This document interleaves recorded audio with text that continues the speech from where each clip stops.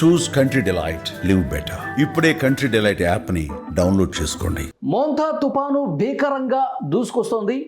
ఈ తుపాను ప్రభావంతో ఇప్పటికే కోస్తా జిల్లాల్లో వర్షాలు పడతా ఉన్నాయి. అటు విశాఖపట్నం నుంచి మొదలుకొని గోదావరి జిల్లాలు, కృష్ణా, గుంటూరు, ప్రకాశం, నెల్లూరు, చిత్తూరు ఈ ప్రాంతాల్లో కూడా వర్షాలు స్టార్ట్ అయిపోయినాయి. ఈదురుగాలులతో కూడినటువంటి వర్షాలు పడుతున్నటువంటి పరిస్థితి ఉంది. సో కాబట్టి ఇది కొంచెం భీకరమైనటువంటి తుపానే, బలమైన తుపాను రాబోతుందంటూ అధికారులు కూడా స్పష్టంగా హెచ్చరికలు జారీ చేసినటువంటి పరిస్థితి ఉంది. సముద్రంలోకి ఎవరు వెళ్ళొద్దు, అసలు బీచ్ల దగ్గరికి రావద్దు, అలలు పోటెత్తే అవకాశం ఉంది, చాలా భీకరమైనటువంటి అలలు వచ్చే అవకాశం ఉంది, ఎవరు కూడా సముద్రం దరిదాపుల్లోకి వెళ్ళొద్దని చాలా స్పష్టంగా హెచ్చరిక జారీ చేసినటువంటి పరిస్థితి ఉంది. ఈరోజు ఉదయం నుంచి కూడా భీకరంగా వర్షాలు పడతా ఉన్నాయి. విశాఖపట్నంలో చెట్లు విరిగిపోయి విశాఖపట్నంలో ఒక బలమైనటువంటి గాలులతో వర్షం స్టార్ట్ అయిపోయింది. సో కాబట్టి ప్రజలు అప్రమత్తంగా ఉండాలని చెప్పి అధికారులు ఎక్కడికక్కడ ప్రతి జిల్లా కలెక్టర్ కూడా స్థానికంగా అధికార యంత్రాంగంతో మాట్లాడుతూ పరిస్థితిని పరిశీలిస్తూ ఉన్నారు. చంద్రబాబు నాయుడు గారు, పవన్ కళ్యాణ్ గారు అందరూ కూడా, మంత్రులందరూ కూడా తమ తమ జిల్లాల్లో పరిస్థితిని ఎప్పటికప్పుడు సమీక్షిస్తూ ఉన్నారు. అధికారులతో కోఆర్డినేట్ చేసుకుంటూ ఉన్నటువంటి పరిస్థితి ఉంది. అసలు మోంతా తుపాను ఇప్పుడు పరిస్థితి ఏంటి? సోమవారం రాత్రికి సిచ్యువేషన్ ఏంటి అంటే, ఆ తుపాను బలంగా గంటకి 20 కిలోమీటర్ల వేగంతో దూసుకొస్తోంది. చెన్నైకి 480 కిలోమీటర్ల దూరంలో ఉంది. అలాగే కాకినాడకి 530 కిలోమీటర్ల దూరంలో ఉంది. మరోవైపు విశాఖపట్నానికి 560 కిలోమీటర్ల దూరంలో కేంద్రీకృతమై ఉంది, బలంగా దూసుకొస్తోంది. అధికారులు ఇప్పుడు ఇచ్చినటువంటి ఇన్ఫర్మేషన్ ప్రకారం, వాతావరణ శాఖ అధికారులు ఇస్తున్నటువంటి సమాచారం, మంగళవారం రోజు సాయంత్రానికి ఇది తీరం దాటుతుంది. తీరం దాటేటప్పుడు మాత్రం గంటకి 110 కిలోమీటర్ల బలమైనటువంటి గాలులు వీచే అవకాశం ఉందని చెప్పి చాలా స్పష్టంగా హెచ్చరించిన పరిస్థితి. కాబట్టి ప్రజలందరూ కూడా అప్రమత్తంగా ఉండాలి. అధికార యంత్రాంగం అందరూ కూడా ఎక్కడైతే లోతట్టు ప్రాంతాలు ఉన్నాయో, ఎక్కడైతే గతంలో వర్షాలు పడితే మునిగిపోయినటువంటి ప్రాంతాలు ఉన్నాయో వాటన్నిటిని కూడా రౌండప్ చేసుకున్నారు. అక్కడ ఎక్కువగా ఫోకస్ పెడతా ఉన్నారు. ప్రజలు ఎవరూ కూడా ఇబ్బంది పడకూడదు, ప్రజలు అందరూ కూడా ఈ వరదల వల్ల నష్టం గురి కాకూడదని చెప్పి ముందస్తుగా చర్యలు తీసుకున్న పరిస్థితుంది. ఎన్డీఆర్ఎఫ్ బృందాలు, ఎస్డీఆర్ఎఫ్ బృందాలని ఎక్కడికక్కడ రంగంలోకి దించినటువంటి పరిస్థితుంది. కాలువ కట్టలు గండిపడి ఇట్లు పంట పొలాల్లోకి వెళ్ళిపోవటం కానీ, లేకపోతే జనావాసాల్లోకి దూసుకురావటం కానీ, ఇలాంటి పరిస్థితి ఎక్కువగా ఉంటుంది. కుండపోత వర్షాలు సోమవారం రాత్రి నుంచి మొదలుకొని మంగళవారం ఉదయం, మధ్యాహ్నం, సాయంత్రం తీరం దాటే వరకు కుండపోతగా ఏకబిగిన వర్షం కురిసే అవకాశం ఉందని వాతావరణ శాఖ నుంచి అలర్ట్ జారీ అయింది. ఇప్పటికే అక్కడ సముద్రంలో కూడా 1 ప్రమాద హెచ్చరిక జారీ చేశారు.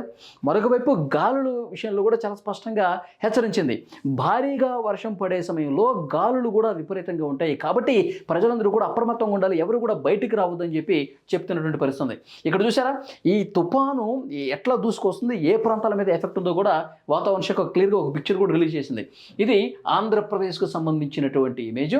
ఆంధ్రప్రదేశ్ ఎక్కడ శ్రీకాకుళం నుంచి మొదలుకొని శ్రీకాకుళం, విజయనగరం, విశాఖపట్నం, గోదావరి జిల్లాలు, ఉమ్మడి జిల్లాలు చెప్తున్నాను మీకు, గోదావరి జిల్లాలు, కృష్ణా, గుంటూరు, ప్రకాశం, నెల్లూరు, చిత్తూరు ఈ ప్రాంతాలన్నీ కూడా ఎఫెక్టెడ్ ఏరియాస్లో ఉన్నాయి. ఇవన్నీ కూడా ఒక్కసారిగా తీరం దాటే సమయం మంగళవారం సాయంత్రం ఇక్కడ కాకినాడకు అత్యంత సమీపంలో, మచిలీపట్నం, కళింగపట్నం మధ్యలో కాకినాడకి అత్యంత సమీపంగా ఇది తీరం దాటే అవకాశం ఉంది. తీరం దాటేటప్పుడు మొత్తం కూడా విపరీతమైనటువంటి వర్షాలు, గాలులు వీచే అవకాశం ఉంది. మంగళవారం తర్వాత రోజు బుధవారం కూడా ఇదే విధంగా విస్తారంగా వర్షాలు కురిసే అవకాశం ఉందని చెప్పి చాలా స్పష్టంగా వాతావరణ శాఖ చెప్తుంది. చాలా బలమైనటువంటి తుపానుగా దీన్ని చెప్తా ఉన్నారు. ఇది తీరం దాటే సమయంలో ఒక తీవ్ర తుపానుగా మారిపోయి ఇంకా బలమైన గాలులు వీచే అవకాశం కూడా లేకపోలేదు. 150 కిలోమీటర్ల వేగానికి కూడా వెళ్ళే అవకాశం ఉంది. కాబట్టి డెఫినెట్గా ప్రజలందరూ కూడా అప్రమత్తంగా ఉండాలి.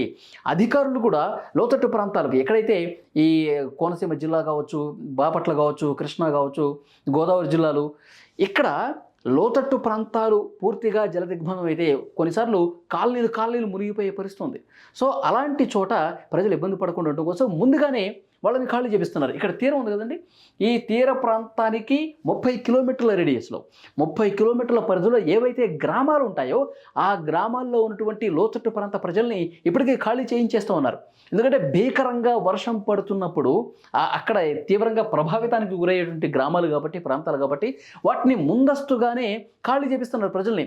ఒక్క కోనసీమ జిల్లాలోని 120 పునరావాస కేంద్రాలు ఏర్పాటు చేశారండి. 120 పునరావాస కేంద్రాలు ఏర్పాటు చేశారు. సోమవారం సాయంత్రం నుంచే పిల్లల్ని, పెద్దల్ని, ఫ్యామిలీస్ అందరినీ కూడా ఖాళీ చేపించి ఆ పునరావాస కేంద్రాలు ఏర్పాటు చేశారు. అక్కడికి వచ్చిన వాళ్ళకి భోజనం కల్పిస్తూ ఉన్నారు, చిన్నపిల్లలకి పాలు కల్పిస్తున్నారు, పెద్దవాళ్ళకి మెడిసిన్స్ ఇస్తూ ఉన్నారు. సో అన్ని రకాల ఏర్పాట్లు ప్రభుత్వ యంత్రాంగం తీసుకున్నటువంటి పరిస్థితి ఉంది.